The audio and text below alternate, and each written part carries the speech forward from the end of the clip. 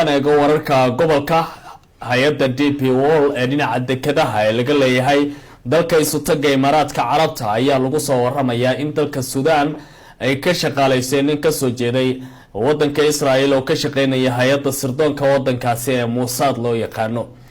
wararka waxay tilmaamayaan in ay tahay arrin naadir ah oo ayadii ugu dambeysaba dadka wadankaasi ku nool ay si weyn u hadalhayeen.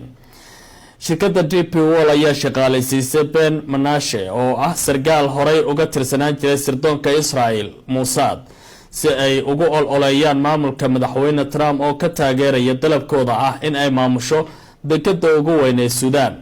shirkadda ayaa saxiixday heshiis gaaraya 5 milyan oo dollarka Mareykanka ah oo lagu maalgelinaya halkaasi oo 1.5 milyan oo dollar oo kamid ah lacagtaasi la bixiyay.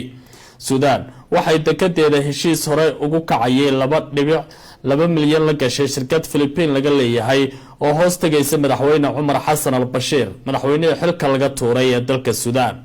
laakiin golaha kumeel gaarka ee dalkaasi taladiisa la wareega ayaa baabiiyay heshiiskaasi bishii Abriil sanadkii 2019 kadib markii xukunka laga tuuray madaxweynihii wadankaasi al-Bashir.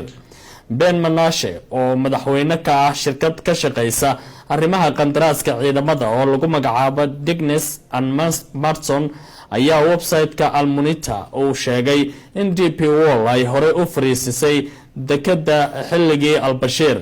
waxaana intaas ay ku dareen in wali uu taagan yahay danaha Suudaan laakiin uu hadda uu shaqeynayo golaha rayidka kaasi oo golaha militariga kumeel gaarka xilka kala wareegay bishii Agoosto ee la soo dhaafay.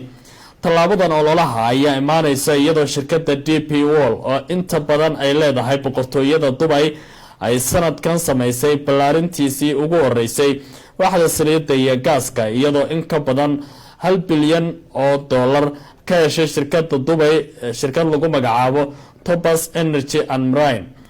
dowladda isutaga Imaaraadka Carabtu waxay si qoto dheer ugu lug leedahay howlaha kumeel gaarka ee Suudaan waxayna ballan qaaday in balaayiin dollar ay ku bixin doonto xasilinta wadanka kadib burburkii Umar Hassan al-Bashir meelo kamid ah dalkaasi soo gaaray. Rouhani Atfana oo ah sargaal sare oo ka tirsan xafiiska amuraha dibadda ee la yiraahdo The Century Foundation ayaa wax ka qoray shirkadda DP World iyo xiriirka ay la leedahay qoyska haya Imaaraatiga. waxaana ay sheegeen in Imaaraadku ay cadeeyeen inay ku dadaalayaan sidii ay u ballaarin lahaayeen saameynta gobolkaasi ay ku leeyihiin. dhibaatada ka jirta Suudaan ayuu yiri waa in lagu soo rogo cunaqabateyn caalami ah sida ninkaasi warbixintiisa uu ku tilmaamay. shirkadda DP World kuma aysan ahayn buu leeyahay wax qariib ah ololaha saameynta Mareykanka.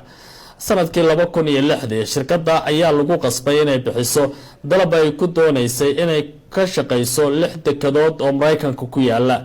Ben Menashe oo ah ninkan Mossad ka tirsanaa oo hadda shirkadda DP World ay shaqada siisay waxa uu hore u matalayay xoogagga bari ee Liibiya Khalifa Haftar. sanadkii la soo dhaafayna waxa uu saxiixay qandaraas gaaraya 1 milyan oo dollar si uu ugu caawiyo musharaxii madaxweynaha Tunisia Nabil Crane. qandaraaskaasi waxa uu noqday fadeexad weyn. Tunisiana wuxuu gacan ka geystay guuldaradii Crane kadib markii Al-Munita ay markii ugu horeysay sii daysay jiritaanka xogtaasi la xiriirta arrintaasi. ilaa hadda ma jiraan war ka soo baxay dowladda Suudaan oo ku aadan arrintaasi. ninkan Mossad ka tirsan shirkadda DP World ay ku siisay qandaraaska uga shaqeynaya gudaha wadankaasi. عدي وموساد أو قندراس الصيني.